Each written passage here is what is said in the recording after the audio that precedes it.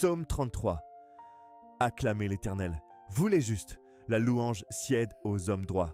Célébrez l'Éternel avec la harpe, chantez ses louanges avec le luth à 10 cordes. Chantez-lui un cantique nouveau, jouez avec art en poussant des cris de joie. Car la parole de l'Éternel est droite et toutes ses œuvres s'accomplissent avec fidélité. Il aime la justice et le droit. La terre est pleine de la bonté de l'Éternel. C'est par la parole de l'Éternel que les cieux ont été faits, et par le souffle de sa bouche toute leur armée. Il amasse les eaux de la mer comme un monceau, il met les abîmes dans des réservoirs. Que toute la terre craigne l'Éternel, que tous les habitants du monde le révèrent. Car il a dit, et la chose a été. Il a commandé, et elle a subsisté. L'Éternel renverse les desseins des nations. Il anéantit les projets des peuples. Mais le dessein de l'Éternel subsista toujours. Les projets de son cœur durent de génération en génération. Heureuse la nation dont l'Éternel est le Dieu, le peuple qu'il a choisi pour son héritage. L'Éternel regarde du haut des cieux. Il voit tous les fils de l'homme.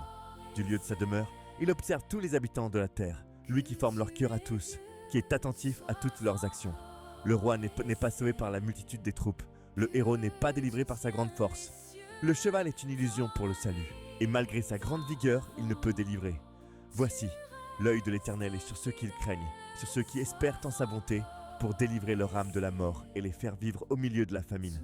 Notre âme espère en l'Éternel. Il est notre secours et notre bouclier. Car notre cœur se réjouit en lui, car nous nous confions en son saint nom. Que ta bonté, ô Éternel, soit sur nous, selon que nous espérons en toi. Amen. Quand mes mains se vident, tu me tends